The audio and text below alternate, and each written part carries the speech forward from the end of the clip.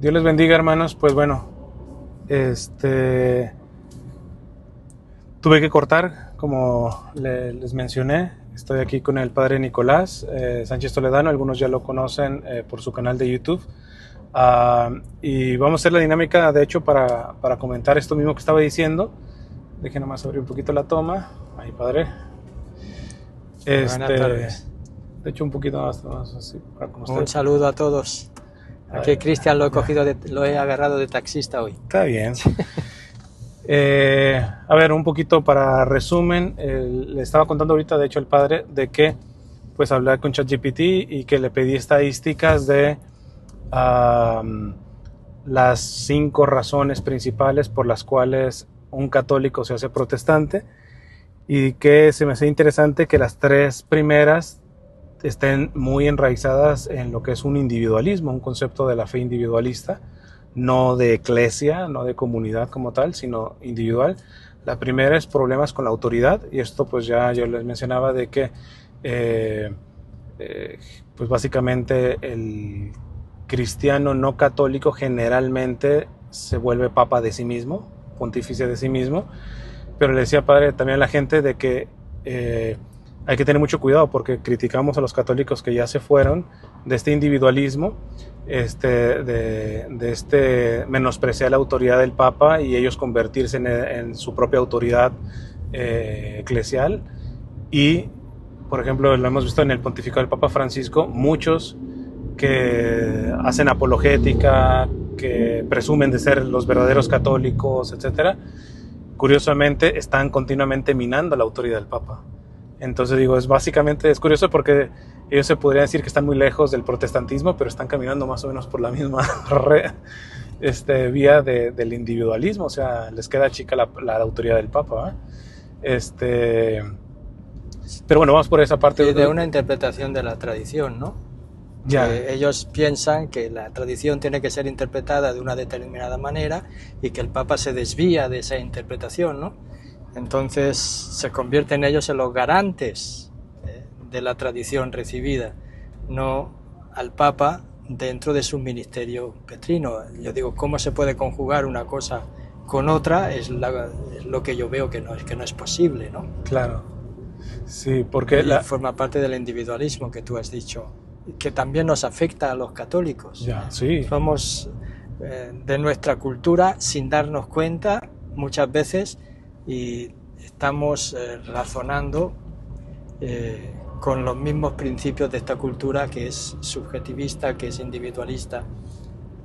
Ya, sí, por ejemplo, usted es párroco y todo esto, en su perspectiva, ¿de dónde cree que viene esta cuestión que tiende a estarse continuamente revelando a una autoridad legítima de la Iglesia para precisamente convertirse uno en su propia autoridad? ¿Hay una cuestión que usted vea? Yo creo que es una cuestión personal, al fin y al cabo, no creo que sea solamente teológica. Hay una raíz en el fondo también del principio de autonomía, también tan endiosado, que nosotros lo exaltamos por encima de todo, ¿no? Y si pienso yo, si esta persona, aunque sea una autoridad, un obispo, un sacerdote, el Papa, yo lo puedo cuestionar, porque ahora es la época del laico, ¿no? Y el laico tiene derechos en el derecho canónico, y ¿qué se resalta ahí? El principio de autonomía y libertad. Claro. Por encima de todo. Esto ahorita, antes de que nos conectaran, el padre también me decía, es también lo que está detrás, por ejemplo, ya hablando de una cuestión más sociológica y política, por ejemplo, del liberalismo, concretamente, que hemos visto ahorita líderes libertarios y todo eso, que desprecian el principio del bien común, precisamente porque se entiende la cuestión en clave individual y no en clave de un bien para todos. Pero es el endiosamiento de la razón. ¿No? También. Sí, son reflexiones que he ido haciendo dentro de lo que es la palabra de Dios también, pensarla como la palabra de Dios ha sido dada para todos, porque el Espíritu Santo ha sido dado para todos. Bueno, la palabra de Dios surge en la Iglesia, se transmite en la Iglesia y se interpreta en la Iglesia, por lo tanto la Iglesia se recibe y se interpreta dentro de, por eso está el criterio de interpretación de la analogía de la fe. dentro de los criterios de la Dei Verbum, del Vaticano II. Sí, yo le comentaba porque usted recientemente dio una clase algo de esto, ¿no? Del catecismo. De catecismo, ¿no? Sí, exactamente. Entonces que yo le mencionaba al padre de que hay una cosa que decía este obispo de los que hablo mucho, don Enrique Suárez, que ojalá ya pronto en proceso de beatificación, que él decía, ojo con algo que suena bonito, que decir, Cristo murió por mí, para salvarme. O sea, si somos estrictos, eso teológicamente está equivocado, dice, porque Cristo no me salvó en cuanto a mí individual, sino en cuanto que soy parte de un cuerpo. Sí, pero en cuanto que no te afecta a ti, no te va a transformar. O sea, esa es la idea, ¿no? El mismo San Ignacio de Loyola, cuando medita y contempla la pasión de Cristo, la cuarta semana, tercera o cuarta semana de los ejercicios, va a decir, Él murió por mí, ¿qué tengo que hacer ahora yo por Él, no? O sea, ese morir por mí significa que hasta que no llega a mí, no me transforma. Claro. Pero Cristo ha muerto por muchos. Claro. Es ese poloi que es por todos, ¿verdad? Y que esa muerte y ese misterio de salvación llega. O sea, lo que se refiere a decir, o sea, muere por mí, pero en el contexto comunitario. Exactamente. Es decir, no en un contexto que muere conmigo y no me importa de los demás. No, porque esa muerte se mantiene viva, entre comillas, valga la paradoja, ¿no? Se mantiene viva en la historia por la comunidad que ha sido, que ha recibido esa salvación, que es la Iglesia, es el pueblo de Dios. Sí. Y dos cosas, por ejemplo, hay una frase que decía el Papa Benedicto, bueno, lo decía como cardenal Ratzinger, está en uno de sus libros de entrevista, que él decía, en el fondo, un católico, si no son felices todos, nunca en realidad es totalmente feliz. Siempre hay algo que le queda al católico. O sea, no tiene plenitud si en realidad la plenitud no la participan todos, ¿no? O sea, ¿por qué no puede decir, ok, yo estoy feliz completamente y desentenderse de que hay un cuerpo, de hecho, místico de la Iglesia? Pero lo otro, con la referencia a estas, pues, pseudo religiosidad, casi básicamente superstición, en la que ya muchos, por ejemplo, muchos católicos, inclusive también protestantes, dejan la práctica religiosa por cuestiones New Age, y de superstición y auras, energías y todo esto, pero volvemos a lo mismo, es un contexto en donde yo puedo ser autoridad propiamente. De hecho, yo si coloco las velas de tal forma, tengo la autoridad de poder pedir tal cosa, ¿va? Siempre soy yo y Dios. Exacto, soy yo y Dios. Es mi Dios, ¿no? Mi Diosito, nunca me ha abandonado. Esa dimensión personal es importante, pero cuando uno se encuentra con Jesucristo, tiene que darse cuenta que se ha encontrado en una comunidad que se lo ha presentado, se lo ha transmitido y está vivo en ella. Gracias a esa comunidad que sigue viviendo de la gracia, de la presencia de Cristo en el don del Espíritu Santo, y por lo tanto esa presencia se celebra en los sacramentos, es la que transmite también. Sí, luego porque también uno ve que muchos de estos católicos se van a se van a los bautistas, evidentemente son autoridad de sí mismos, le dan cierta autoridad posiblemente al pastor como tal, pero si hay algún conflicto de autoridad, en automático brincan a otra denominación o brincan, o sea, y eso es un cuento de nunca acabar cuando uno se vuelve autoridad de sí mismo, porque siempre habrá el riesgo de estar en un lugar en donde... Hasta que piense como yo. Sí, mientras piense como yo está bien, mientras totalmente. Que deje de pensar y empecemos a disentir en cosas que consideramos nosotros mismos. Claro. Importante, digo, pues ya no, yo aquí no, yo tengo que ir para otro lado, ¿no? De hecho, el mismo don Enrique Suárez, este obispo brasileño con olor que muere en un olor de santidad, en una plática con seminaristas les decía, y dice, yo no soy tonto, yo sé que muchos han entrado al seminario y todo esto porque comulgan mucho con mi visión pastoral, litúrgica y todo esto. Le decía, pero yo no les voy a hacer eterno.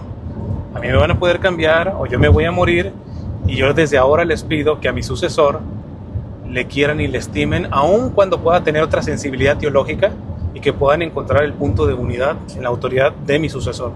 Sí. porque si no hemos visto, por ejemplo, digo, sin mencionar nombres, sacerdotes que inclusive ya la iglesia ha sancionado porque iban brincando de diócesis en diócesis, etcétera, porque sí me permite hacer en mi ministerio, no sé, provida.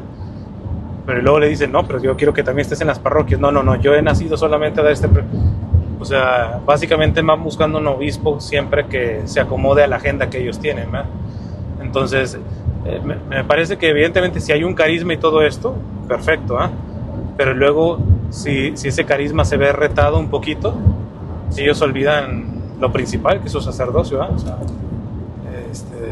Dentro de eso, dentro de las redes, pensando lo que tú me dices, para mí se une a otro problema y otra problemática, es convertir las plataformas digitales en la palestra, vamos a decir, de opiniones teológicas de gente que no son teólogos, ¿no?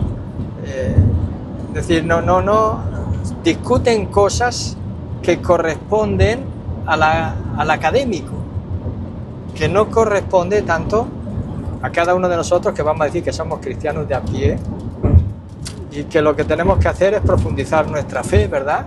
Y dejarnos también ayudar en esa profundización y comprensión por lo que es el magisterio de la Iglesia. Porque no todo lo que uno podría decir en otros ámbitos se debe decir, y eso no es engañar a la gente. Es simplemente que no es el lugar donde vamos a hacer progresar a la teología o la comprensión de nuestra fe, ¿no? Y muchas veces hay discusiones que yo veo a un nivel de personas que saben, que se forman, que leen, pero que no son académicas ni mucho menos, pero que se intentan mantener o piensan que sus discursos van a ese nivel académico. Yo digo lo que son discusiones de tesis doctorales e investigaciones, ellos las dan por hechas como si fuese la verdad más absoluta de todas, ¿no? Ya. Sí, luego una vez usted me mencionó que bueno, ya daría para otro tema, pero de cómo el propio teólogo también va haciendo sus trabajos de síntesis, o sea, porque luego rápido se le puede apalear al teólogo como tal, y ver que va dentro de un camino, ¿eh? O sea, lo que iba razonando Ratzinger en los años 60 fue agarrando más cuerpo en los 70 y posiblemente ya otras cosas ya no las cree tal como es. O sea, ya no las decía de la misma manera. Exactamente, entonces porque luego a veces somos demasiado severos en este sentido, primero sin ser teólogos y sin ser académicos. Hay un dicho que dice, los patos le tiran a las escopetas, ¿eh? Entonces ya ahorita hay alguien que le corrige al Papa y que le corrige al obispo. A todo el mundo. A todo el mundo. Y si acaso hizo un curso por ahí por internet de apologética, ¿eh? Entonces hay una soberbia, una megalomanía por ahí. Pero luego, repito, dándosela por bueno, es que ni siquiera esas críticas son como objetivas o realistas, ¿no? Entendiendo que el teólogo también lleva un camino de síntesis, ¿verdad? De que va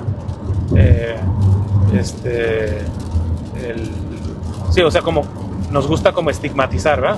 Sí. Yo tenía un profesor en teología fundamental que es Fisichella, ¿okay? El señor Fisichella, que está en el dicasterio para la evangelización de los pueblos. ¿Fue profesor suyo? Fue profesor mío. Mire. Sí, nos daba teología fundamental y él hablaba de cuál era la misión del teólogo, ¿no? Y decía, el teólogo es como una especie de puente entre el pueblo de Dios y el magisterio. O sea, el teólogo reflexiona sobre la fe desde la fe del pueblo de Dios, desde la vivencia, desde la práctica, y por otro lado, acogiendo el magisterio de la Iglesia, pero va a proponer nuevas vías de comprensión también, porque esa es su labor. Claro. Pero no se hace doctrina católica si no es asumida por el magisterio mismo, ¿no? En un documento oficial. Entonces, esa es la tarea del teólogo. Por eso digo que muchas veces, muchas personas que no han recibido ese ministerio de teólogos se convierten en teólogos, ¿no? Uno podrá, lo que hacemos, compartimos, reflexionamos sobre nuestra fe, hablamos de lo que nos interesa, ¿verdad? Y de lo que consideramos en la evangelización que es bueno, para dentro de la Iglesia, para los que nos escuchan desde fuera, ¿no? Claro. Pero esas discusiones que se llevan hoy, a mí yo no estoy convencido de ellas. Si son diálogos fraternos, sí. Claro. Si son discusiones que llaman ellos apologéticas, en el sentido para ver quién gana, son luchas de poder. Es una lucha dialéctica. Al final es una lucha dialéctica, no es ni siquiera argumental. Sí, pero también inclusive puede haber, porque los ha habido, y sobre todo en este pontificado, teólogos, hablamos ya laicos o de la jerarquía, que sí tienen un estatus académico y todo esto, y por ejemplo han sido críticos sistemáticos del Papa, pero hay un documento que sacó Benedicto XVI, ahorita no me recuerdo el nombre, en donde también habla el modus operandi que debe tener el teólogo católico, que dice, puede disentir de lo que puede decir el magisterio del Papa o alguna cosa, y de entrada dice, desde luego, pero nunca será mediante medios públicos de difusión. Porque no será en la cuestión privada. No todo el mundo está preparado para escuchar esas cosas. Exacto. Eso es lógica básica en la evangelización, de adaptarse a la persona. Pablo ya lo hacía. No a todos se les puede decir lo mismo y de la misma manera. No puede ser. Uno tiene que ver el ambiente donde se encuentran las personas y cuál va a ser el discurso más adecuado para el bien de esas personas. Eso es lo que a veces nos cuesta pensar, ¿no? Claro. Nosotros pensamos que podemos decir cualquier cosa que pensemos, que opinemos, no importando quién nos escuche o quién no nos escuche. O inclusive verdades realmente definidas ya por la iglesia y todo esto, pero que a veces uno pierde la casuística. Por ejemplo, yo a veces le digo a la gente, por ejemplo, tú necesitas hacerle entender a una muchacha la figura de la Trinidad de Dios como Padre, pero ella, la referencia de paternidad es su padre biológico que abusó de ella. Entonces luego uno dice, la cosa es como darle una clase de teología de por qué Dios es Padre, la figura del Padre y todo eso, y ya en la experiencia pastoral usted mismo seguramente lo ha visto, no pasa ya por la cabeza. La chica necesita una experiencia de paternidad, no conceptos de paternidad, ¿verdad? Porque la referencia de paternidad para ella ha sido una figura que ha quedado herida. Entonces, ¿cómo ella puede hacer el ejercicio de que Dios es Padre cuando la referencia de paternidad ha sido de abuso? Entonces, a veces también en las dinámicas apologéticas o de evangelización, sobre todo en Internet, me parece, o sea, sin menospreciar la labor de nadie, pero me parece que muchos que entre comillas evangelizan en Internet parece que nunca han hecho un trabajo pastoral con la gente, o sea, directa. O sea, que hablan más del concepto y no tienen como una praxis de tratar los problemas concretos de la gente. Sí. Las personas, siempre el trato con las personas te hace aterrizar y te das cuenta que no todos tienen que ir por el mismo camino. Claro. No a todos se les puede decir las mismas cosas y en el mismo momento, sobre todo en el acompañamiento personal. Y lo que hoy no capta una persona, a lo mejor lo capta dentro de 3 años. Exactamente. ¿No? Yo me he dado cuenta muchas veces cuando yo iniciaba las comunidades bíblicas y explicaba sobre todo cómo interpretar la Biblia y empezaba a explicar el libro del Génesis. Recuerdo todavía que les extrañaba a las personas que yo dijera que eso no hay que interpretarlo literalmente, ¿no? Sino que hay que entender el lenguaje en el que está expresado ese mensaje de salvación que se encuentra en la Biblia ya desde la creación, en un lenguaje mítico. Entonces, para explicar eso, al final ya tuve que decir, porque se quedaban como y como, dices, vamos a ver, ¿desde cuándo las serpientes hablan, caramba? ¿No? Entonces, cuando hablamos también de Caín y Abel, que quedan al arbitrio de otras personas que los encontrarán, ¿y dónde están esas personas? ¿Es que había más personas ya entonces o no había más personas? Todos esos detalles históricos, ¿verdad?, que te hacen dar cuenta que el lenguaje que se está usando es un lenguaje de salvación, es un lenguaje, yo siempre digo, la pregunta que hay que hacerle a la Biblia no es cómo fueron las cosas, aunque están basadas en cómo fueron las cosas, sino cómo tengo que vivir para vivir como hijo o hija de Dios y por lo tanto llegar a la salvación. Ese es el mensaje, la pregunta que hay que hacerle a la Biblia, ¿no? De hecho, me brinco un poquito a la tercera razón. Bueno, nuevamente ChatGPT decía que las 3 razones principales por las que un católico sea protestante es el problema de la autoridad, Sí, que se resiste a la autoridad que la Iglesia Católica reconoce. 2 es la cuestión litúrgica, ahorita la tocamos, pero ahorita que está tocando esto con la cuestión de la Biblia, la tercera dice el principio protestante de la sola escritura.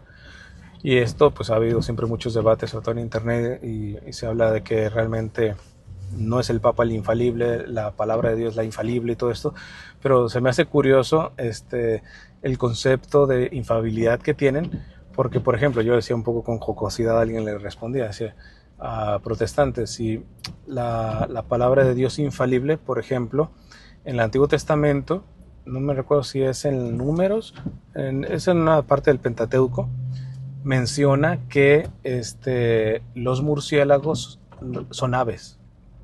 Los pone dentro del catálogo de aves a los murciélagos, ¿no?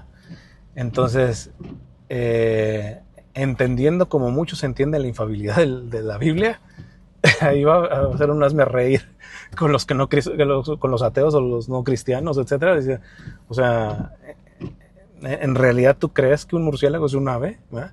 O hay que ver el contexto concreto de por qué incluyen al murciélago dentro de las aves en el Antiguo Testamento, ¿eh? Entonces, Es que decir la sola escritura para mí me da la sensación que están considerando la escritura como escrita con puño y letra de Dios. Exacto, el concepto de inspiración es el problema. Claro, ya. En el fondo es ese, es no aceptar que la revelación ha venido por medio de hombres. Ya. O sea, ha sido por inspiración de hombres que formaban parte de un pueblo. Claro. Y que dentro del pueblo han surgido, como esas personas que llamamos a geógrafos inspiradas, que han recogido la historia del pueblo, pero con la visión de la presencia de Dios en ella. Claro. Y eso es lo que ese pueblo ha cogido y se ha identificado con esas historias, porque realmente es lo que han vivido ellos, ¿no? Entonces eso es lo que ha hecho que a lo largo de toda la historia pues se haya considerado como palabra inspirada y por lo tanto como palabra divina, pero es el pueblo que la transmite. Yeah. Es una palabra dada al pueblo por medio de unas personas que han sido líderes del pueblo u otras que en un momento determinado han escrito la experiencia de ese pueblo, acogida por ese mismo pueblo y transmitida después por ese mismo pueblo. O sea, el elemento humano, es decir, palabra de Dios en una palabra humana.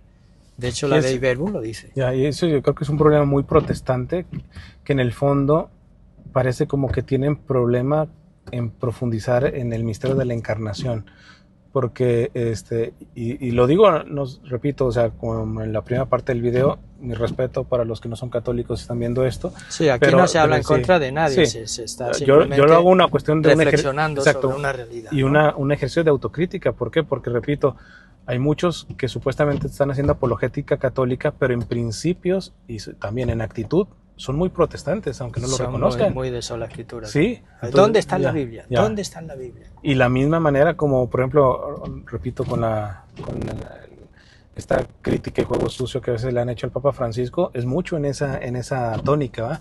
Pero Trento dice esto, etcétera, y dice que, no sé, esta regla era a perpetuidad, ¿va? Entonces, y no ven el contexto del término a perpetuidad en el magisterio antiguo de la Iglesia. Sí, cómo se consideraba exacto, antes.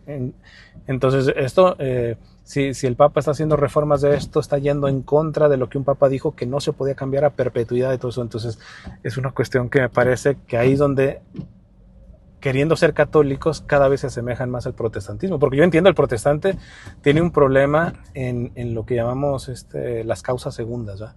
O sea, ellos siempre ven a Dios actuando directo, no necesitan ni la Virgen, ni los santos, ni intermediarios, ni nada de eso. Entonces, es Dios y yo personalmente. Sí, la Biblia pero ellos sí son intermediarios, pero ellos sí son. También, luego se contradicen en eso, ¿eh? Ellos sí son. Pero, pero en general su teología es muy individualista, ¿eh? En ese sentido. Tienen problemas de hecho es un concepto que generalmente dicen mucho, no, es que esas cosas de la Iglesia son humanas, como que quitándole la cuestión divina, cuando el mismo Dios es verdadero Dios y verdadero hombre. O sea, yo suelo decir que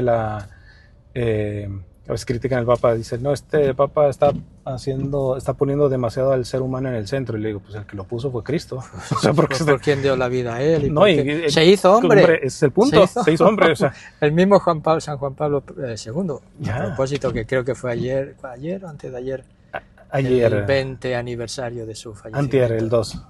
No, ayer, el 2. Ya. Sí. Bueno. Sí, porque los mismos padres de la Iglesia... Redentor hominis, ¿no? Cristo ha enseñado al hombre a ser plenamente hombre, ¿no? De hecho, le digo, los padres de la Iglesia decían que cuando Dios pensó en el hombre, pensó en Cristo. O sea, Él es el prototipo del ser humano como tal. Sí, la imagen y semejanza. Los padres se van a hablar, ¿no? Que hemos perdido la imagen, pero tenemos que recuperar la semejanza, y es Cristo. Entonces, ahí yo digo... Entiendo el protestante, porque el protestante siempre tiene pues este problema de entender la encarnación, la causa segunda, estos medios que Dios usa, no teniendo ciertamente necesidad de usarlos, pero los ha querido usar. Un agiógrafo, él pudo haber tronado los dedos y sale la Biblia sola, pero ha querido tener agiógrafos, o sea, entonces... Incluso ese criterio de que él no ha movido la pluma ni la mano del agiógrafo, el geógrafo no entraba en trance, ¿no? Exacto. Y fue movido por Dios para poner, ¿no? Pero aún así, conservando sus características de intelectualidad, de libertad, etcétera, dice el Vaticano II, ¿no? Dice, Dios ha dicho solo y aquello que quería decir, ¿no? Claro. Pero inspirando al autor. Dando la libertad al ser humano de expresarlo de la manera. Por eso a la hora de interpretar, cuando dice también, ¿no? No solamente hay que saber lo que Dios dijo, sino también lo que el autor humano quiso decir dentro de nuestras posibilidades. Y desde ahí, no solamente eso, sino que el sentido va a ir, yo diría, amplificándose, vamos a decirlo así, en el tiempo. Con las preguntas que cada tiempo le hace. O sea, un texto no va a poder decir siempre exactamente lo mismo, porque no todas las preguntas se le han hecho ya. La historia de la humanidad no ha desaparecido todavía, ¿no? Y luego está esta parte del tipo y el antitipo, ¿no? O sea, como hay una cuestión concreta, por ejemplo, el Apocalipsis, hay una cuestión concreta, la iglesia del tiempo concretamente, pero eso no quita que hay un mensaje que haya referencia escatológico, ya. Pero ¿qué hace que la palabra de Dios sea una palabra válida hoy? Sino la comunidad que la ha transmitido como viva. ¿Y quién tiene la autoridad? No es el individuo muere. Y con él hubiese muerto la palabra de Dios. No. Solo la comunidad cristiana, el pueblo de Dios, la iglesia, el cuerpo de Cristo, ha mantenido viva esa palabra. Y por tanto hoy la puedo yo leer porque el Espíritu Santo la está haciendo actual, hoy, viva. ¿No? Pero no porque se me ha dado a mí el Espíritu Santo, sino porque el Espíritu Santo es el don del pueblo de Dios, que cuando yo, por medio de la fe y los sacramentos, formo parte también de ese pueblo, recibo también esa gracia. Sí, el segundo era la cuestión litúrgica, y yo detecté la cuestión individualista porque ChatGPT me estaba diciendo, en los estudios que se han hecho acerca de estas razones, dice, muchos han dado el testimonio de que prefieren una experiencia sensible más personal, una predicación más persuasiva, etcétera, que el rito estrictamente litúrgico concretamente, ¿verdad? Entonces evidentemente entiendo que el ritualismo, lo que le llamamos también el rubricismo, es decir, cumplir la rúbrica sin descubrir el espíritu de la rúbrica, también es un daño, o sea, es una manera equivocada de vivir la liturgia. Pero en el fondo, yo estaba, ahí fue donde me quedé. Estaba diciendo de un doctor en liturgia que entrevisté, que él decía, pues esta cuestión, decía, por ejemplo, cuando después de la Santa Misa se hacen oraciones, por ejemplo, públicas y todo esto de alma de Cristo, santifícame, cuerpo de Cristo, sálvame, y él hacía referencia en el me, dice, no sé si estamos entendiendo concretamente... Señor mío y Dios mío, cuando levanta la hostia, que aquí en las comunidades hispanas es... Sí, que la liturgia no es un acto privado individual, ¿no? Sino que se da el misterio de la salvación comunitaria. Sí, y eso y creo que es lo que más cuesta incluso en nuestros católicos, ¿eh? Sí. entender que la misma liturgia, a ver, es donde Cristo se hace presente hoy. De hecho, decíamos, la palabra de Dios se hace presente hoy en la comunidad que la recibe y que la transmite, ¿verdad? Por el don del Espíritu Santo. También la liturgia es el espacio, la obra del pueblo en el que, a través de la alabanza, de la acción de gracias, de la bendición, se hace presente Cristo y su salvación hoy. De hecho, usted pone un ejemplo interesante de, bueno, al menos en el foro privado, no sé si lo ha dicho ya a nivel público, pero de que termina la misa, usted da la bendición final y todo eso, y al salir hay gente que le pide la bendición. Exactamente. Entonces, pero si la acabo de dar, pero no quiere la bendición para ellos, o no sé, o bendice, da la bendición, pero a su artículo no le cayó agua bendita. Entonces hay que caerle. Entonces, pues ese es el concepto. A mí no me cayó agua. O sea, en el fondo hay un pensamiento protestante ahí, o sea, del sentido individualista de cómo se trabaja la gracia, o sea, Yo no lo veo, no sé si llamarlo un principio protestante ahí o... No, o sea, no explícitamente, o sea, ellos no lo están diciendo protestante. A mí me ha costado entender porque yo me he llevado también sorpresa al principio. Cuando pasaban esas cosas, yo intentaba explicarle, mire, la bendición es esto que quiere decir, benedicere, es el bien decir de Dios, es que Dios confía en nosotros y se compromete en esa bendición a estar, es la promesa de Dios que me acompaña para que yo viva la gracia que Él me da, ¿no? Y que yo le responda. Bueno, entonces la bendición, al final de la misa es un envío. Claro. Es un envío de que aquí lo que hemos vivido ahora lo tenéis que vivir y Dios está con vosotros en esa vivencia, ¿no? Con su gracia, la habéis recibido aquí, su palabra, habéis recibido el cuerpo y la sangre, el sacramento. ¿Qué más bendición quiere? Claro. Pues algo para mí, Padre, me da la bendición, Padre, me da la bendición. Sí, o sea, y me la pedía yo al principio, y yo le decía, pero ¿usted me ha escuchado? ¿Usted me ha escuchado? Entonces la gente se iba y no se iba contenta, se iba enfadada porque el Padre no les quiso dar la bendición. Y eso llegó a mis oídos, ¿no? Y digo, bueno, pues es lo que te decía antes, no todos están preparados para escuchar las cosas o en el momento. Muchos ya la han entendido, muchos la han entendido y han reflexionado y han dicho, pues así es, ¿no? Pero una vez, todavía cuando vienen, dice, no se preocupen, si vienen yo les voy a dar la bendición. Pero le pregunto, digo, has tenido ya mucha bendición aquí en la misa, ¿no? Y dice, sí, Padre, pero digo, que Dios te bendiga en el nombre del Padre, del Hijo. Es que yo pienso, o sea, yo cuando digo, a ver, yo creo que sí hay casuística en esto, no necesariamente como el principio protestante en cuanto que ellos necesariamente estén como siendo unos protestantes dentro de la iglesia, sino el principio protestante en cuanto a la experiencia individual de la fe, solamente quedarse en experiencia. Lo que yo digo es, si alguien entiende que ha recibido la bendición a nivel comunitario al final de la misa y al final sale ya más con un sentido más devocional o de religiosidad popular. Por el individualismo, dices tú. No, pero digo, sin hablar de individualismo, o sea, puede haber alguien que por una devoción de religiosidad popular, no sé, o sea, simplemente están pasando un momento difícil de matrimonio, supongamos. Ellos entienden que han recibido la bendición y que va a ayudar a esa situación. Y ellos lo entendieron perfectamente. Salen y piden una por ese detalle como de contacto humano, concretamente de que también se les da. Ahí yo no veo problema porque creo que es una cuestión más de religiosidad popular.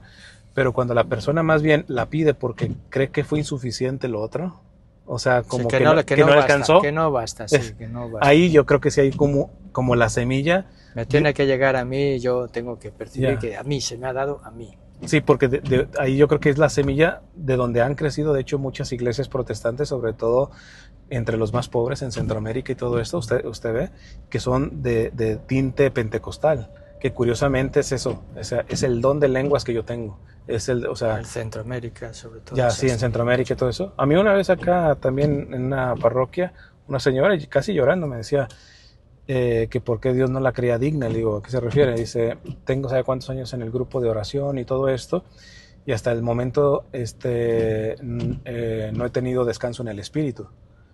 Y le digo, ¿y desde cuándo usted por no tenerlo no es privilegiada por Dios, etcétera? No, pues yo veo que las almas que pues, más quiere Dios y las que más llama, etcétera, les da este tipo de regalos. Entonces es ahí donde yo digo, ahí empiezo ciertamente un tipo de principio que están muy cerca de que pueda llegar un protestante y decirles, mira, acá tú puedes tener el don de lenguas, de profecía, tú puedes interpretar sola la Biblia, tú inclusive tú puedes crear tu propia iglesia, o sea, entonces, o sea, puede crecer esa semillita, ¿verdad?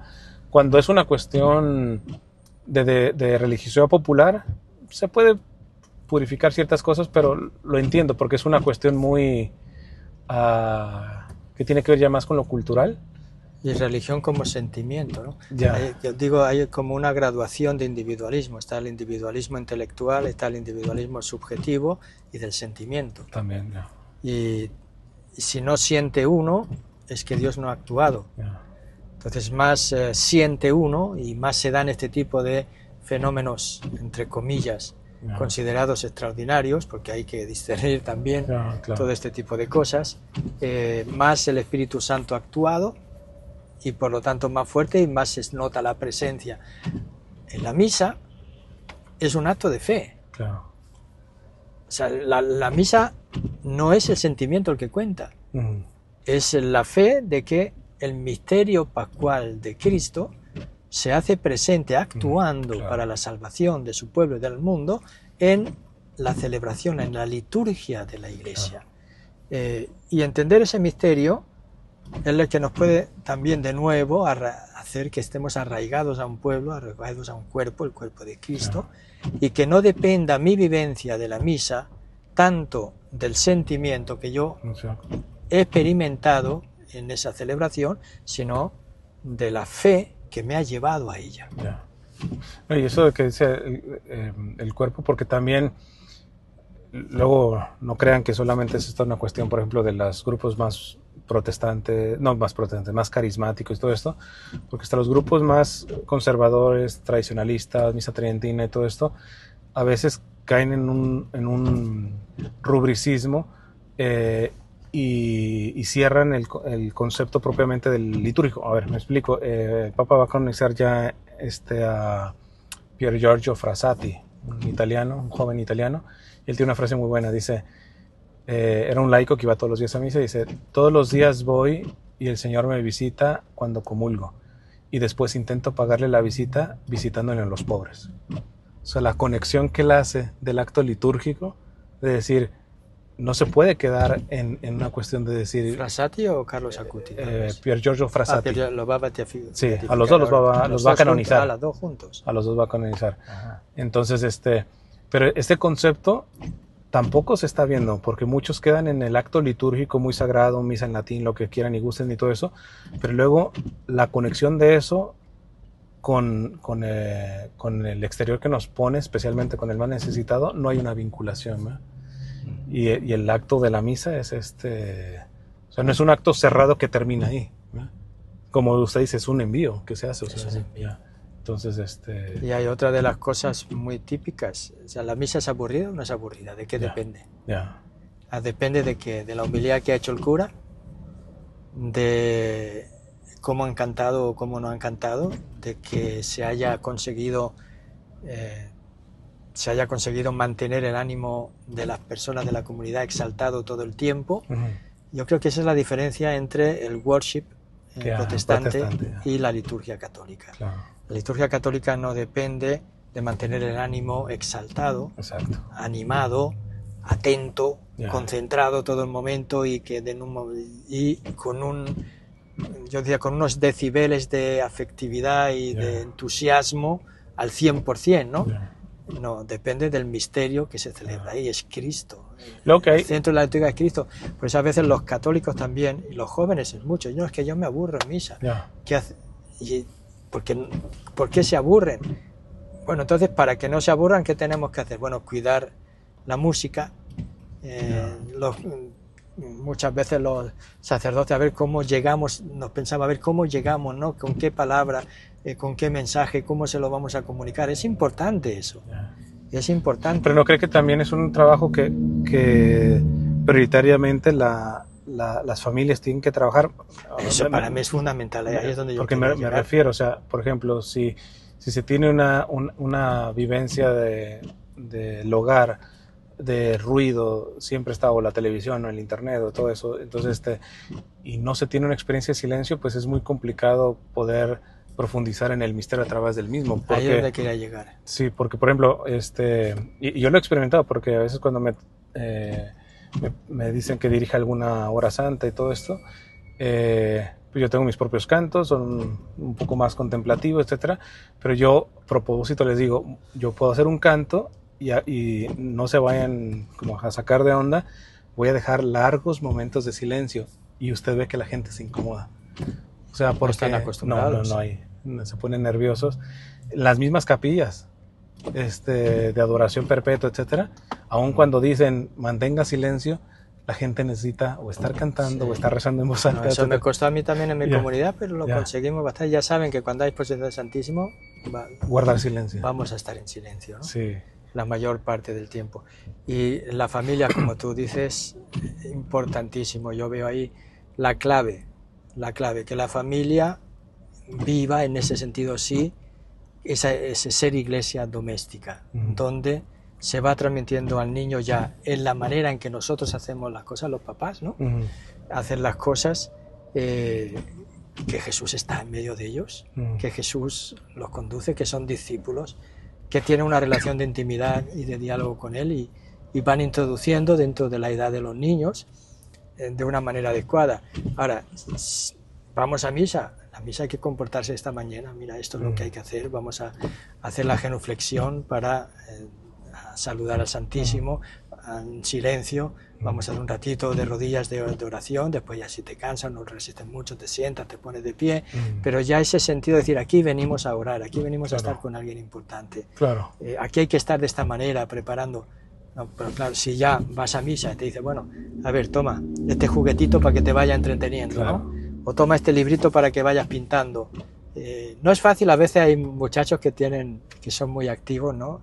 Yo he visto sí, que tienen déficit de atención, alguna sí, cosa. Pero bueno, son excepciones. Claro, hay que ver también los casos, ¿no? Pero es una manera de ir preparando la importancia de que allí estamos viviendo algo que nos sobrepasa y que nosotros adoramos y que nosotros acogemos. Y eso es lo que vamos a hacer, que es el don de Dios, que es su gracia y que es la salvación. Sí, porque... que al final nos va a hacer vivir como cristianos, nos va a cristificar, ¿no? Sí. Ahora, que el padre me aburrió, pues tenemos que cuidar. Nosotros los sacerdotes tenemos que cuidar también la manera de comunicar el mensaje, evidentemente, ¿no? Pero no depende de nosotros que la misa sea válida o no, que el misterio se realice o no se realice, que la palabra nos transforme o no nos transforme, ¿verdad? Claro. Pero tenemos que cuidarla y tenemos que orar para ser canales de gracia, eso es fundamental también.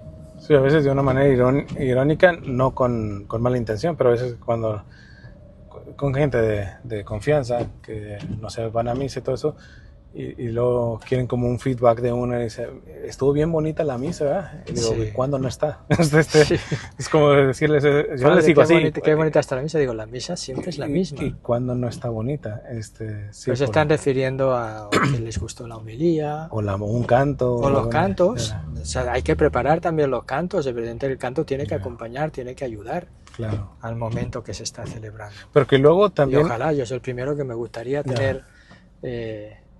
el música coro sacra que te sube al séptimo cielo, ¿no? Pero, en fin, no siempre es posible, la realidad que uno tiene. Exacto, y esa realidad es importante porque tengo un amigo sacerdote que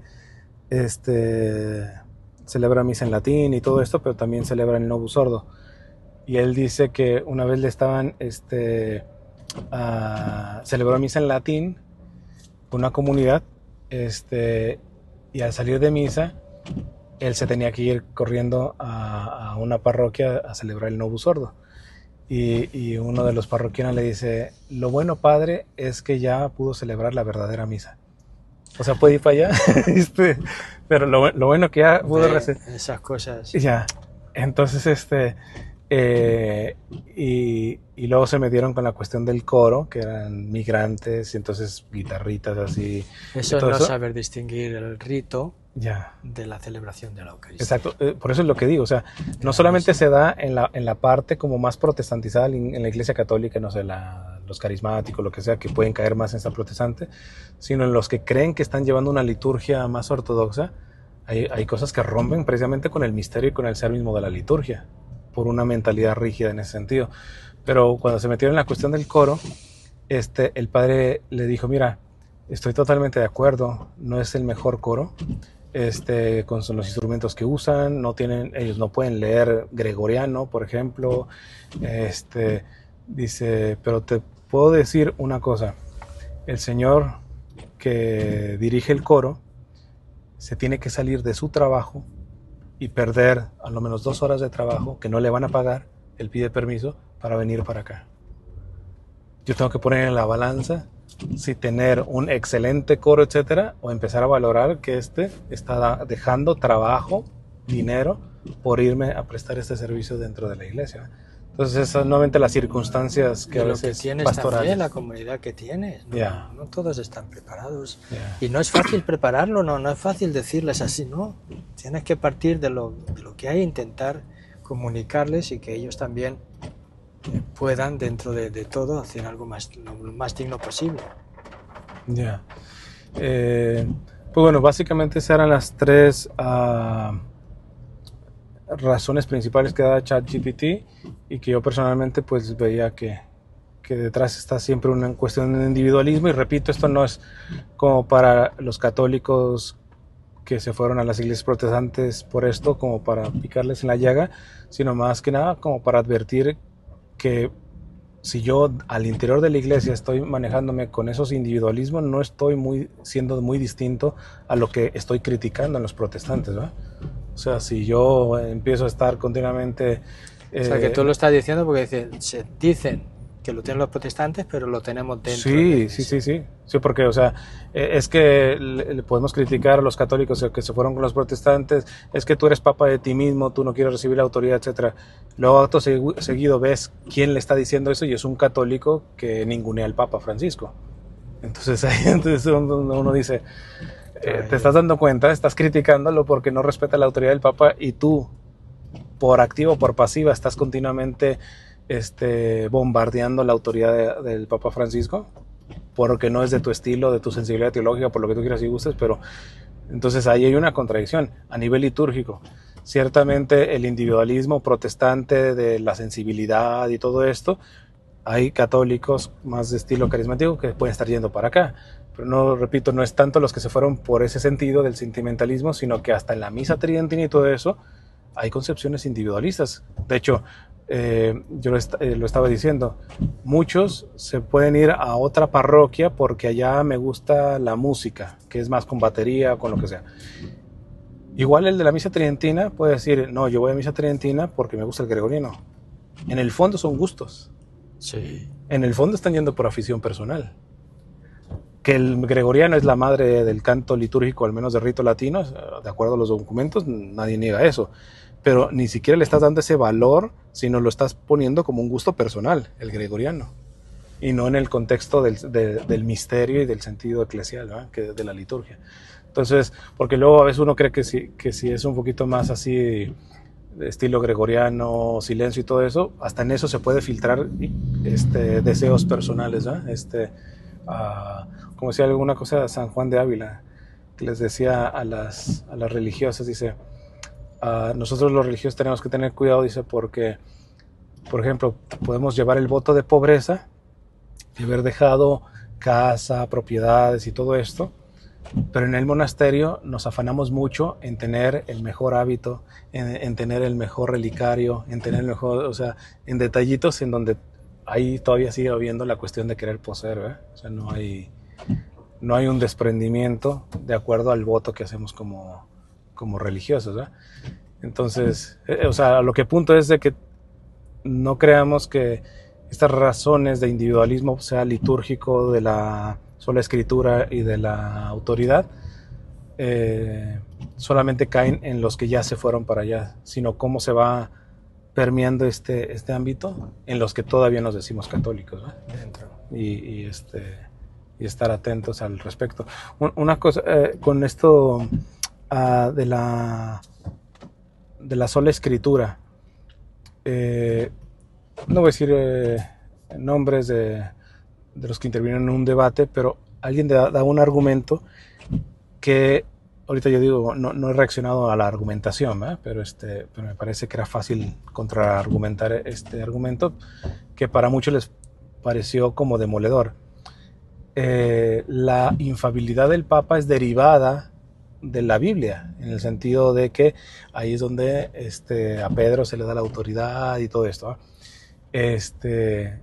Eso significa que la Biblia está por encima de la infalibilidad del Papa y que la Biblia, decía el protestante que estaba argumentando, es porque es una extensión de Dios, que no necesita autoridad alguna y por eso la sola escritura basta.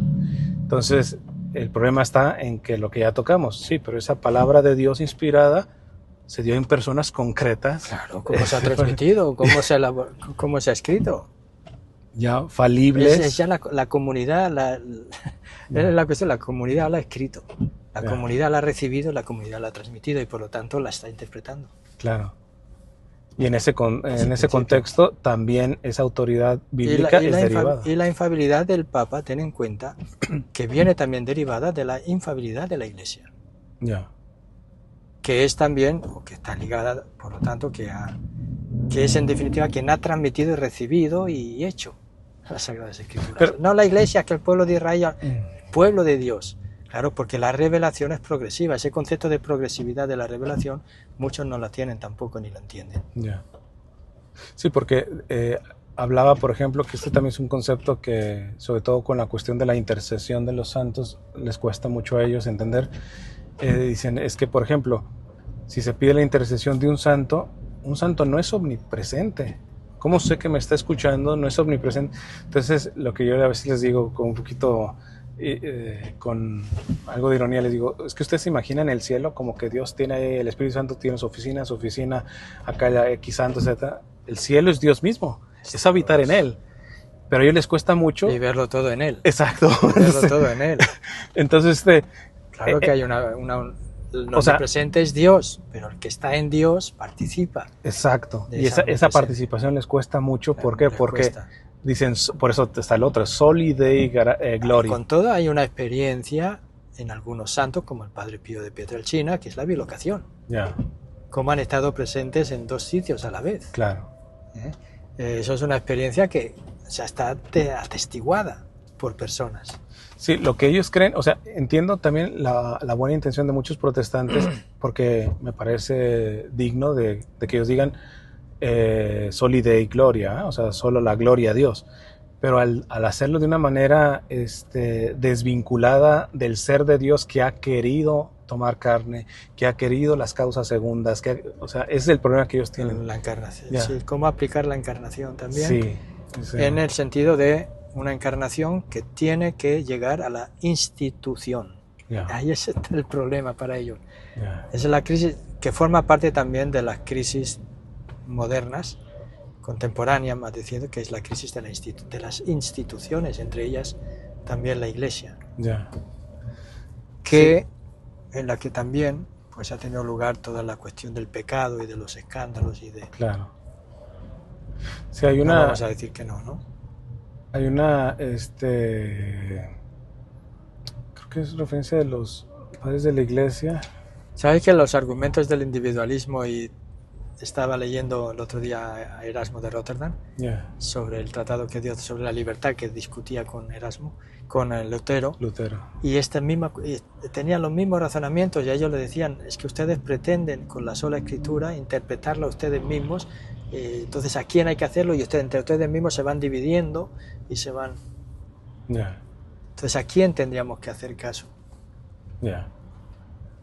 Si no, hay una... A la ciencia, porque al final el criterio que ellos... Sí, tiene que ser verificable racionalmente. Otro es el de la ciencia, ¿no? Ese endiosamiento de la ciencia, y que tiene que ser evidente, ¿no? Exacto. ¿Dónde está la evidencia? ¿Dónde está la evidencia? Y no se dan cuenta que también los criterios de crítica textual, de crítica de la forma, de la redacción, etcétera, o la misma historia, no son ciencias exactas. Son ciencias que al final llegan a ser probabilísticas. Es decir, que probablemente esta sea la mejor opción o interpretación que se pueda dar. Claro. Y basar la fe, que te da una certeza a una probabilidad científica de la que esperas obtener la evidencia, que no te va a dar nunca, porque no son matemáticas ni ciencias exactas, y aún las mismas ciencias, hasta que no se demuestre lo contrario, ¿no? O que no salga otra cosa que nos haga decir otra cosa. Sí, el problema es que inclusive a nivel de la apologética católica, sobre todo la más beligerante respecto al Papa Francisco y todo esto, tiene este matiz de creer que ya se ha entendido todo. Y bueno, yo cito dos cosas. Una, el catecismo en el numeral 66 dice: la revelación pública, el depósito de la fe ya está dado, pero no está completamente explicitado. Claro. Y eso le cuesta mucho al católico, sobre todo al más conservador, porque ellos dicen, es que no se puede estar cambiando, es que no se está cambiando, se está entendiendo con mayor profundidad una realidad en un contexto, y eso para ellos es cambiar, eso es cambiar la doctrina. No, una cosa es cambiar la doctrina, otra cosa es explicitarla. Y hay una doctrina que nosotros mismos decimos es infalible y otra que no es infalible, puede ser reformada. Claro. Entonces hay ciertas doctrinas que sí han cambiado del Concilio Vaticano para acá. La libertad religiosa no se entendía como se entiende hoy, Claro. Pero estaban las bases, a pesar de... El problema es que temas, ¿no? entra la cuestión de la sospecha que esos cambios vienen más por ciertas infiltraciones ideológicas en la Iglesia que queridas por el Espíritu Santo. Entonces, sí, porque hay un mundo malo y el mundo es malo y la Iglesia siempre está la Iglesia, sociedad perfecta, y ese es el problema. Sí, llegar a... Y que se ha infectado por el pecado masónico. Sí, empiezan con esas cuestiones, entonces, inclusive es chistoso porque hablan de los frutos del Concilio Vaticano II, ya le están haciendo una revisión al Concilio Vaticano II, cuando el mismo Benedicto XVI, poquito antes de morir, lo mencionó. El Concilio Vaticano II aún no está totalmente implementado. Todos los papas, Juan Pablo II también lo dijo, él también. Pero, o sea, ¿cómo pueden empezar a evaluar algo como si ya hubiera estado terminado? Mira, la conclusión, el veredicto es que el Concilio Vaticano II no sirvió, si ni siquiera todavía está implementado. Todavía no se le ha sacado todo lo que hay que sacar. Claro. Entonces, entre esos extremos, yo le digo a la gente que cuídense, o sea, de los que les queda chico el Concilio Vaticano y empiezan a decir, es que los frutos del Concilio Vaticano, miren, la deserción de vocaciones. Antes del Concilio Vaticano II, los seminarios estaban llenos, ¿verdad? De entrada me parece un parámetro cuando ellos se quieren distanciar mucho del mundo, Iglesia y mundo, no en el mundo como enemigo del alma, que se entiende que sí, pero mundo como la parte secular. Y es un pensamiento muy secular estar midiendo las cosas por el número. O sea, un retiro no puede ser efectivo simplemente porque se llenó. Y ellos parece que para ellos es signo de que las cosas van bien cuando un seminario está lleno. Entonces, los números. Y que ahora, porque no está lleno, entonces es signo de que la cosa ha fracasado del Concilio Vaticano II en adelante. Puede ser por los números. A veces no aprendemos del Evangelio tampoco.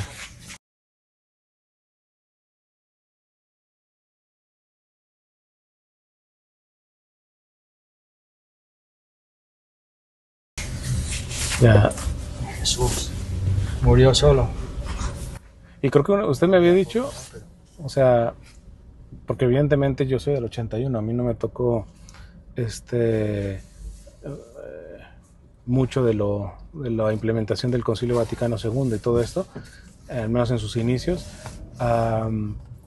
pero creo que sí fue usted el que me dijo de no haberse hecho el Concilio Vaticano II, más bien la Iglesia venía en un encontronazo ante la realidad concreta de la... se hubiese hecho secta. Para mí. O sea, hay muchos que lo piensan. Es verdad que después del Concilio Vaticano II ha habido siempre aplicaciones... Sí, abusivas, sí, totalmente, sí. Gracias al Concilio Vaticano II, la Iglesia todavía puede dialogar con el mundo. Claro. Que era la finalidad. Sí, y eso es interesante porque hasta los que están en contra del Concilio Vaticano pueden reconocer los efectos... Hemos quedado en una pieza de museo, es lo que Sí. el Papa Francisco también ha dicho muchas veces. Sí, no, le digo que aún inclusive ellos, claro, respecto a los protestantes, califican lo pernicioso que es el modelo de secta como tal.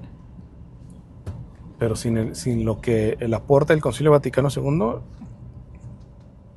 que tanto de la Iglesia hubiera terminado realmente como secta también.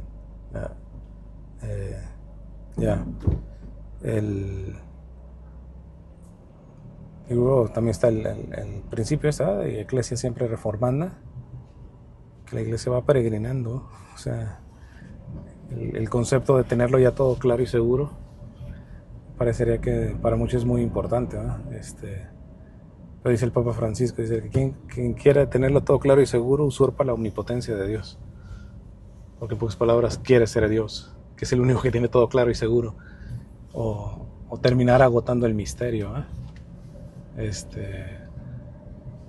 El misterio es misterio, o sea, no se puede profundizar, pero no se puede agotar, ¿no? Pues bueno, yo creo que más o menos le dimos vuelta, ¿sí? 1 hora exacta. Si tienen... Es que aquí, pues, mientras que estamos haciendo la fila del freeway.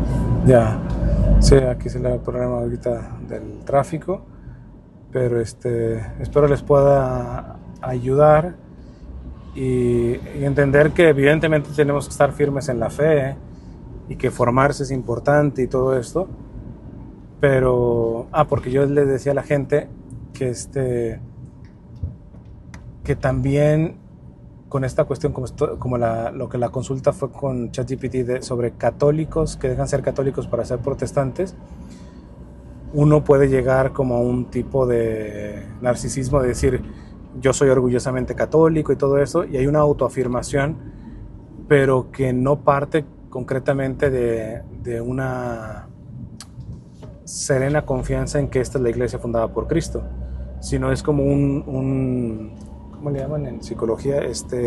Un mecanismo de defensa, porque cuando ve un poco la apologética que es agresiva y todo eso, tú dices, esta persona tiene la serenidad de saber que está en la iglesia correcta, o más bien se siente amenazado precisamente porque no tiene su fe fuerte, que necesita por eso proyectarla. De una forma que sí. Porque el que está seguro, por ejemplo, o sea, a mí que me digan turco, africano, lo que sea, o sea, yo sé que soy mexicano, o sea, no me quita, o sea, no me quita la paz. Pero si yo empiezo a hacer de esto una guerra y todo esto, a lo menos cabe la probabilidad de que ni siquiera estoy convencido de que soy mexicano, o sea... Es lo que decía también Juan 23. Creo que era Juan 23, si no me equivoco. Que la verdad se impone por sí misma. No hace falta gritar para imponerlo. Luego me acuerdo que una vez hablamos en privado también la cuestión de cómo la propia experiencia personal a veces termina teniendo más peso o marcando la fe. A lo que me refiero es lo vemos ahorita mucho en los movimientos políticos de izquierda y de derechas. No sé, antes yo era de izquierda y entonces era pro LGBT, pro ideología de género, pro aborto, pro todo esto, y quemaba iglesias y la iglesia es lo peor y todo esto. Luego algunos de ellos se convierten y ahora el mismo odio lo lanzan al revés. Entonces lo que yo percibo es que Marían herejes también, o cómo es la cosa. Sí, no, pero lo que yo refiero es decir, se habla de conversión, pero estrictamente hablando ahí no, o sea, simplemente se le puso un diferente disfraz al mismo odio, al mismo resentimiento. O sea, yo antes odiaba la iglesia católica, ahora soy católico y odio todo lo que no es de la iglesia católica. No sé si me explico en esa cuestión de que a veces no sé si decir los propios traumas, a las propias insatisfacciones. Son más bien opciones de deficiencias psicoafectivas Sí. de la persona, más que convicciones y experiencias auténticas de fe. Sí, porque el comportamiento, le digo, agresivo antes contra la iglesia católica, ahora que estoy en la iglesia católica, sigo teniendo esa ira y sigo teniendo esas frustraciones, ahora las lanzo en contra de los protestantes. Si se cambia de objetivo, pero la frustración sigue ahí. La persona no ha cambiado. Exacto, no ha cambiado. O sea, no ha habido una conversión auténtica. Eso es curioso. Creo que de hecho, ahorita no lo tengo. Usted me recomendó un libro creo que es alguien que habla de esta cuestión, de la cuestión psicológica de la persona, de cómo imprime también la cuestión de la fe. Hay muchos de espiritualidad. La espiritualidad siempre hay que tener en cuenta en el discernimiento lo que es de la persona propio y para distinguirlo del Espíritu Santo, y sabiendo que el Espíritu Santo también actúa en la manera de ser de la persona, de una forma única. Claro. Ese trabajo de discernimiento siempre en un cristiano tiene que estar presente. Claro. Siempre. Para distinguir, a ver lo que viene de mí, lo que viene del Espíritu, si el Espíritu está actuando a través de mí, justo porque yo soy así, actúa de esta manera, ¿no? Hay que verlo también. Pero evidentemente una persona que crea una lucha con otras personas, yo no creo que eso venga del Espíritu Santo. Claro. No estamos hablando en que no haya que dar razón, exacto, totalmente. No se trata de eso, que yo tenga que saber explicar mi fe y saber razonarla y saberlo. Eso evidentemente forma parte de la experiencia de fe, de la formación y de una fe adulta. Sí, el problema es cuando la supuesta dar razón de mi fe no es el hecho propiamente de dar razón a la fe, sino la proyección de mi frustración, en contra de se convierte en una batalla contra otros. El Papa tiene una frase así a nivel de Biblia, ¿no? La Biblia convertida en un arma arrojadiza. Exacto. Contra los demás. Que es también las reglas que yo sé que muchos no están de acuerdo, pero que de las restricciones que ha puesto a la misa tridentina y todo esto, el Papa lo ha dicho, muchos han convertido precisamente esta misa en una piedra arrojadiza continua. Exacto. Entonces, desde ahí, pues, cómo defenderse. Pero también le mencionaba un poco en privado, no voy a mencionar nombres, ¿verdad? Pero estábamos escuchando ya hace tiempo, mi esposa y yo, a un protestante sobre una conferencia, me parece bastante agresiva en contra de la Virgen, y por ahí un poco hasta vulgar, pero la manera que expresaba y todo esto, y ya bueno, el callo que uno tiene también la evangelización y de sus propias miserias, yo le dije a mi esposa, casi te lo aseguro que este hombre tiene problemas con la figura materna. Y luego me encuentro otro video de este hermano en donde cuenta tu testimonio y parece que la madre lo abandonó, y creo que se quedó con la abuela, etcétera. Y esto evidentemente no lo hago por un juicio personal de ello. Mi solidaridad en él, en esta situación que él no decidió vivir, ¿verdad? Como tal. Pero sin lugar a dudas, la experiencia con la figura materna, claro que ha determinado algo, el concepto de entender, por ejemplo, a la Virgen, ¿verdad? Porque a veces ironiza mucho en el sentido de la madre como tal, ¿verdad? Pero pues es entender que a veces, inclusive que los católicos no lo tomemos tan personal, o si me preguntan, él no creo que tenga problemas con la Virgen, sino que es con la figura materna que todavía falta procesarlo en su psique, ¿verdad? Entonces no se le pueden pedir. Y por ende, posiblemente con la figura de la mujer. Puede ser también, exacto. Porque eso es, en los años 80 y 90 se desarrolló mucho la aplicación de la psicología individual en las distintas escuelas a cómo influye en la espiritualidad y en nuestra imagen de Dios, sea paterna o sea materna. Y algunos libros que se llamaban también hija de su madre, hija de su padre, ¿no? O hijo de su padre, la ausencia del padre en la familia. Eran estudios que se iban realizando y cómo iban influyendo también a la hora de nosotros percibir y de relacionarnos con el mismo Dios. Claro. Incluso a nivel de rechazo y a nivel de aceptación, a nivel que nos ayuda o a nivel que encontramos dificultad. Y eso es nuestra relación con el padre o con la madre, y eso va a implicar también evidentemente la figura materna o la figura femenina en nuestra vida. Claro. Para mí de nuevo, cuando hablamos de la Virgen María, yo te digo, hay un vídeo que he hecho yo sobre los hermanos de Jesús, que mi vídeo no sabes tú que no lo ve mucha gente, ¿no? Este ha tenido más de 1000 comentarios y todos han sido de personas no católicas que me han hablado de este tema y no siempre muy respetuosamente, pero los argumentos ya los sabemos todos, ¿no? Claro. Pero en el fondo, para mí, sigue habiendo ese no entendimiento de la encarnación del Hijo de Dios. Y a la vez también la concepción de que Jesús no fue un hombre como cualquier hombre. Y por lo tanto no vino de una mujer que era como cualquier mujer.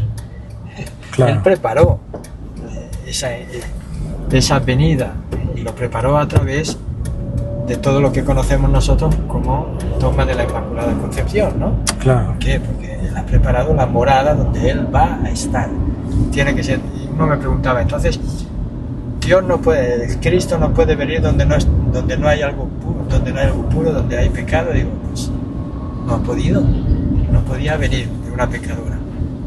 Tenía que haber venido de alguien que él la ha redimido con anticipación, ¿verdad?, de todo pecado, de la posibilidad de cometer pecado. Claro. Dándole la gracia de ser concebida sin pecado. Que luego la que sí les doy por buena en ciertas circunstancias a los protestantes es que muchas veces la manera de cómo se vive la devoción mariana por parte de algunos católicos, pues sí da malinterpretación, ¿verdad? Porque, sí, por ejemplo, si la persona se sabe los mensajes de la Virgen de Medjugorje, pero no sabe palabra de Dios, pues ahí está un poco el problema, o sea, o está más interesada en apariciones que... No estamos hablando de eso, estamos hablando del concepto más genuino. Exacto, de la maternidad de María, maternidad divina, exacto, maternidad humana. Por lo tanto, todo lo que conlleva dentro de nuestra fe, que va ligado a Jesucristo. A Jesucristo, verdadero Dios y verdadero hombre. Bueno, va ligado, no es otro tema, pero... Habla todos los dogmas marianos hablan de Cristo, son cristológicos, ¿no? ¿Usted qué piensa del nombramiento del Papa Francisco, de esta religiosa al frente de un dicasterio y que va abriendo puertas sin darles cuestiones sacramentales como la ordenación sacerdotal y todo ese tipo de cosas? A mí me parece bien, precisamente por eso, o sea, la óptica de la mujer tiene sus particularidades distintas a la del varón, pero usted ¿cómo lo ve estas puertas que ha abierto el Papa Francisco respecto a esto de la mujer en un cargo? Si él la ha abierto es porque yo creo que va ligado a todos los procesos que él va abriendo en la Iglesia, y que lo va abriendo no solamente a nivel de tomar decisiones concretas, como es en este caso, sino también de reflexión teológica y de ver también y profundizar cómo el ministerio apostólico se tiene que realizar en la Iglesia, sea a un nivel doctrinal, de enseñanza, administrativo, legislativo.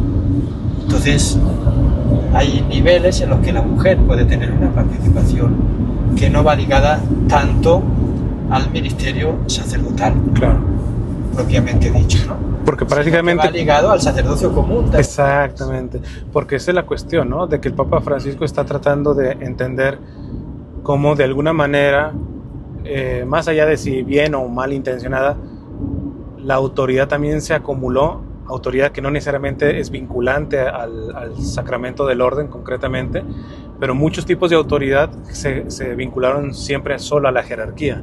Y ahorita con la cuestión de la sinodalidad, él como que está abriendo un parteaguas en el sentido de decir, no es descabellado como administrar ciertos niveles de autoridad fuera del sacerdote o del obispo. Hay que tener miedo, dice el Papa, va aplicando su principio de que prefiere una iglesia accidentada que una iglesia segura. Nadie dice que todo lo que está haciendo el Papa ahora es lo que se va a quedar. Él está abriendo puertas, abriendo procesos, abriendo caminos que hay que seguir caminándolos para saber lo que tenemos que dejar y con qué nos tenemos que quedar. Exacto. Para seguir siendo una iglesia significativa también en su estructura, para que no convertamos la estructura en la tradición inmutable, que es una estructura externa. Hay elementos de la estructura que quedarán, pero hay elementos de la estructura que pueden ser modificados. La iglesia no siempre ha funcionado de la misma manera desde el inicio. Ha ido estructurándose también en en medio de las culturas en las que ha ido viviendo. De nuevo, el principio de la encarnación, la inculturación del Evangelio para la evangelización de las culturas. Ya. Aunque muchos, de hecho, que se contraponen precisamente, prácticamente que por activa o por pasiva afirman que la estructura, no sé, por ejemplo, que se definió en Trento es básicamente la estructura que, de hecho, dicen, es la iglesia de siempre. Y ahí hay unos brincos históricos tremendos, incluso a nivel de organización social. De hecho, el padre Gustavo, ¿sí era el argentino? Sí, su amigo. Sí, padre Gustavo. Sí.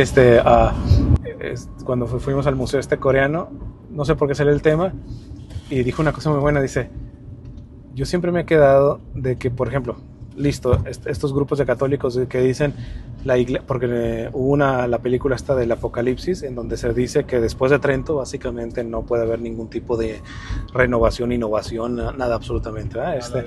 Que Trento es básicamente el culmen de lo que es la iglesia, y de ahí ya no se puede cambiar nada, ¿eh? Todos los demás serán concilios pastorales, etcétera, pero no vinculantes, etcétera. Entonces, y el padre Gustavo dice, mira, yo aquí con puro sentido común, si los apóstoles, los primeros cristianos, vieran la iglesia de Trento, verían la iglesia a la que pertenecen ellos, ¿se reconocerían ahí? Interesante la pregunta, ya con esa, o sea, los primeros cristianos al ver Trento se reconocerían. Seamos honestos, que eso no hay que pretenderlo, ya. No hay que pretenderlo, pero a la vez también para ver lo ridículo que es afirmar eso. Claro. Sí, o sea, si vamos a la sustancia, evidente estamos hablando de la misma iglesia, pero exactamente ahí uno puede empezar a diferenciar entre lo sustancial y lo accidental, las cuestiones que pueden ser cambiables. La historia, sus estructuras políticas, sociales, económicas. Sí, o sea, sustancialmente la misa de Trento y la misa de los primeros cristianos se va a democratizar y la iglesia no es democrática. Están súper asustados con eso ya. Pero ciertamente sí que, o por ejemplo, un predicador decía, es que la liturgia no puede tener elementos culturales. La iglesia y yo le decía, ¿tú crees que la casulla romana no tiene nada que ver con lo cultural de allá? Y los ritos litúrgicos que tienen distintos símbolos, distintos vestimentas también, porque se han desarrollado en pueblos diversos. Claro. Sí, son realidades que... Y luego a veces creo que injusto, padre, porque todavía no logro inventarme un término para que pueda redondear esta realidad, que es como, no sé si decir latinocentrismo respecto al rito latino, porque luego la misa tridentina es la misa de siempre, es la misa tradicional, y luego no son tradicionales también el copto, no es tradicional también el bizantino, y la misa que celebramos después del Vaticano II, el rito, el Novus Ordo, entonces contiene yo siempre digo, no, la misa tradicional, que es la que contiene la tradición. ¿Cuál es la tradición respecto a la Eucaristía? ¿El rito o la realidad del misterio, del sacramento? Claro. Es el sacramento del cuerpo y la sangre del Señor. Esa es la tradición. Claro. Se puede transmitir el rito. El ejemplo es que en la iglesia hay muchos ritos, no solamente el latino, ¿verdad? Eso significa que se puede transmitir en ritos distintos. Los ritos son los elementos cambiables. Porque hay que transmiten la tradición verdadera, tu cuerpo, estás misa. Sí, a lo que refieres de que muchas veces el rito latino, que ciertamente es el que más se difundió, por muchas cuestiones, que inclusive tienen razones políticas y todo eso, que fue el que se extendió más en el mundo. Sí, se centralizó más. Pero... Y porque las iglesias también que evangelizaron los pueblos de Latinoamérica, pues eran del Tino, ya. No, y sí, siempre fue una iglesia más misionera, exacto, ya. Entonces, o sea, nadie quita esa cuestión, pero en la historia sí ha habido abusos respecto a esta parte de la iglesia, porque, por ejemplo, yo en el acercamiento con ritos orientales, en comunión con el Papa, muchos no tienen de hecho tanto tiempo de que han reconocido la autoridad del Papa.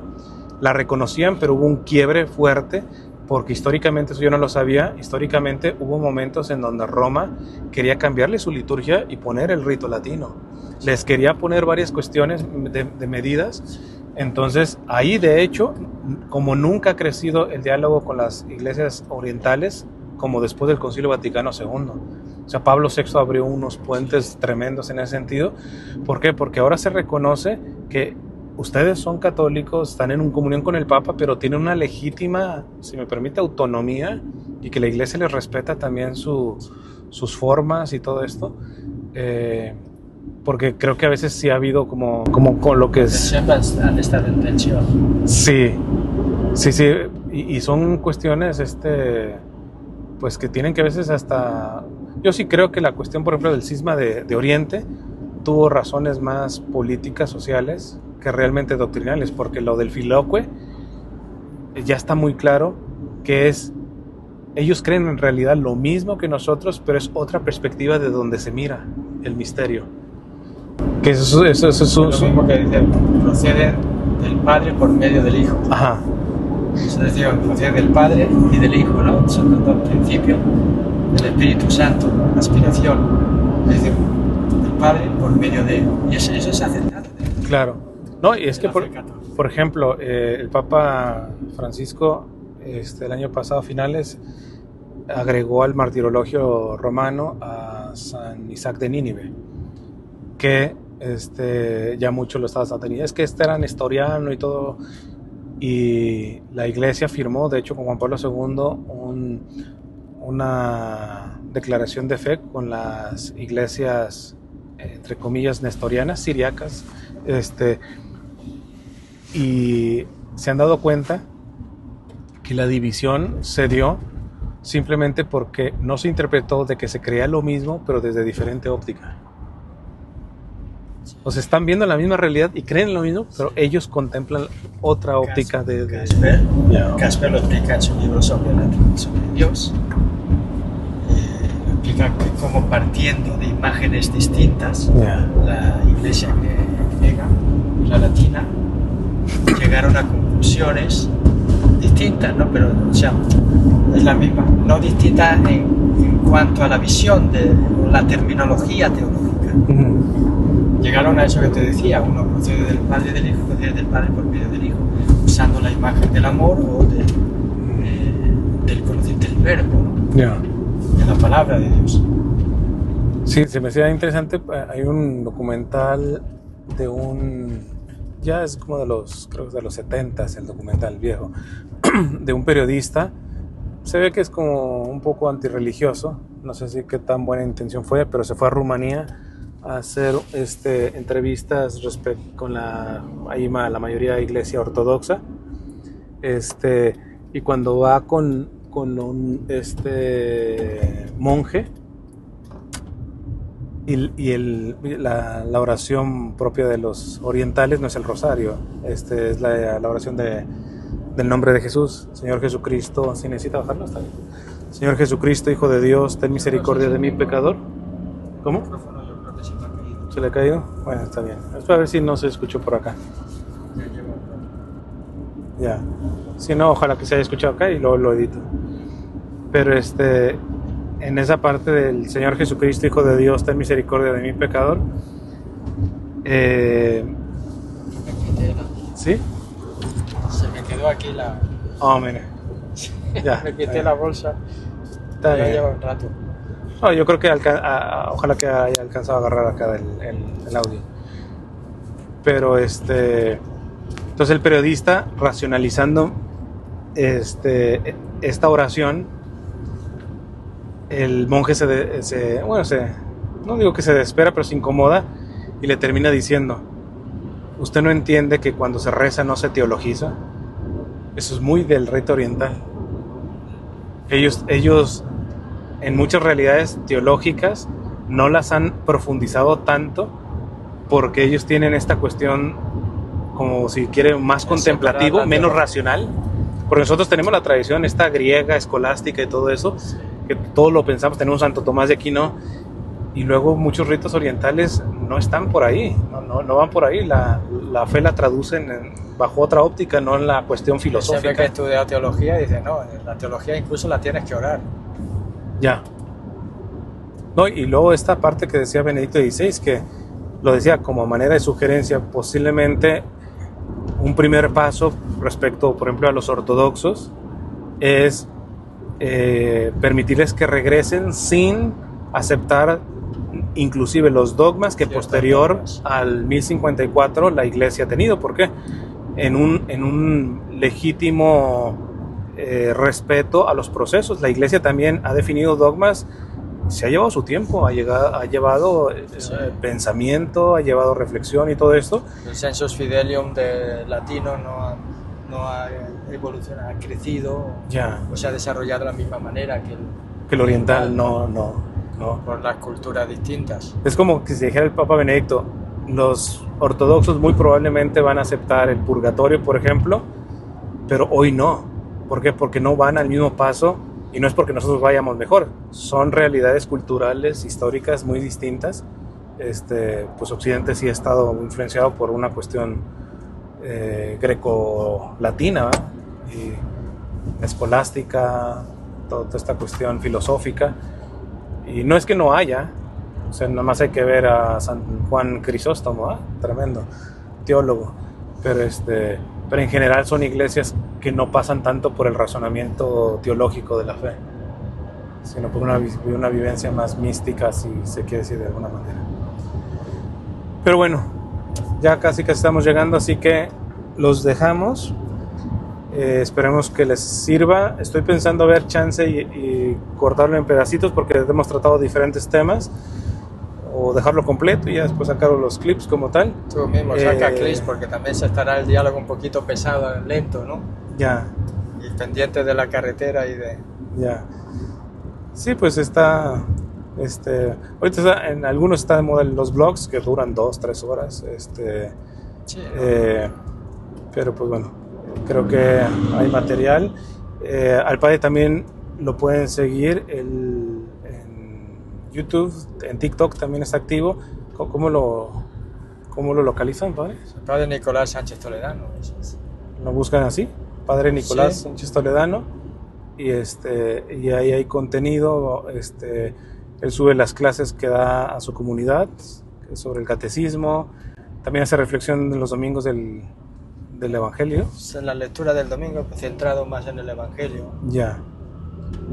Y a veces también pues toca algunos temas de actualidad. Shorts según el Evangelio de cada día. O eso también para alguien. Pero eso ahora me está costando un poquito más hacerlo.